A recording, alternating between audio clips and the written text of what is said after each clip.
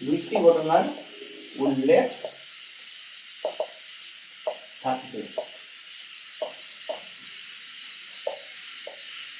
একটা আগে, একটা দুইটা ঘটনা, একটা আগে একটা পরে। একটি আগে এবং একটি আগে এবং একটি ঘটনা পরে ঘটবে।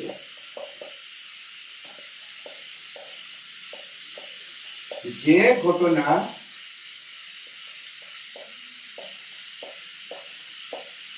আগে ঘটবে সেটা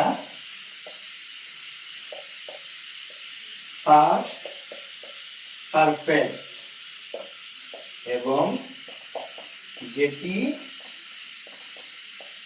পরে ঘটবে সেটি পাস্ট ইনডেফিনিট বা সিম্পল পাস্ট হবে। ঠিক আছে, দেখি নাও। পাস্ট পারফেক্ট টেন্স চিনার নিয়ম হলো অতীতের দুইটা ঘটনার কথা উল্লেখ থাকবে। তখন দুইটা ঘটনার মধ্যে একটা থাকবো আগে, একটা পরে, যেটা বিফোর আর আফটার দিয়া থাকবো। হয় বিফোর থাকবো দেওয়া মানে আগের ঘটনার লাগিয়া বুঝানোর লাগিয়া, বা পরে আফটার থাকবো, বিফোর থাকবো নাকি আফটার থাকবো, দুইটা ঘটনার মধ্যে, এটা দিয়ে বুঝতে পারবো।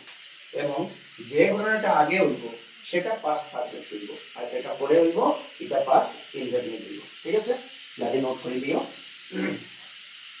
তখন আমরা সেন্টেন্সটা কি রকম বলতে যাবো। একটা সেন্টেন্স শুনলে তোমরা শুনিয়া থাকবে, প্রায় সময় আমরা পড়ার থাকে, ট্রান্সলেশনও হয়, কানেক্টেন্সও হয়। ডাক্তার আসিবার পূর্বে রোগীটি মারা গেল, ডাক্তার আসিবার পূর্বে রোগীটি মারা গেল। ঠিক আছে, বা আমরা মাঠে পৌঁছার পর খেলাটি শুরু হলো। একটা হইলো, দেখো, ডাক্তার আসার আগে বা পূর্বে রোগীটি মারা গেল। ঠিক আছে, ডাক্তার কাছে আইসেন না তাড়াতাড়ি আমরা যাই না, কিন্তু ডাক্তার আসার আগে রোগীটি মারা গেল, এটা যদি আমরা ট্রান্সলেট করি এটা হইব,